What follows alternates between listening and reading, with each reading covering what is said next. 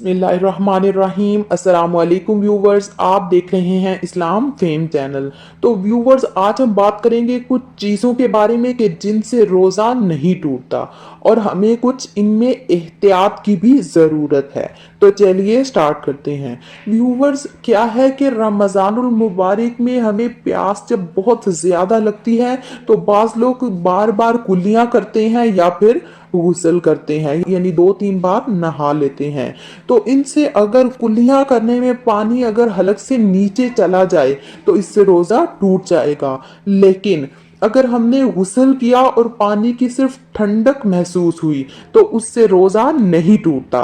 या इसी तरह से हमने कुल्ली की और पानी बिल्कुल सारा बाहर फेंक दिया, सिर्फ कुछ तरी थी जो मुंह में बाकी रह गई थी और थूक के साथ वो हमारे हलक के अंदर चली गई, तो उससे रोज़ा नहीं टूटेगा। इसी तरह से अगर हमने कोई दवा कूटी, उसे ग्राइंड किया, पीसी और उसका मज़ा हमें हलक में महसूस हुआ तो उससे भी रोज़ा नहीं टूटता।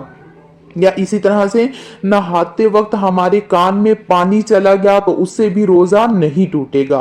और इसी तरह अगर हम कान में कोई तिनका फेरते हैं, उससे कान खुजाते हैं, तो अगर उसके साथ कोई मैल बाहर आ जाता है और फिर बेदहानी में हम वही तिनका दोबारा कान में डालते हैं, तो अगर ये कई बार भी हो तो इससे रोज़ा नहीं टूटता है। और इसी तरह से व्यूवर्स, अगर हमारे दांत या मुंह में बिल्कुल ही मामूली सी कोई चीज रह गई हो, इतनी मामूली हो कि चने के दाने के बराबर भी ना हो, इतनी सी हो कि हमारे थूक के साथ ही वो उतर जाएगी और वो उतर भी गई तो उससे रोजा नहीं टूटेगा।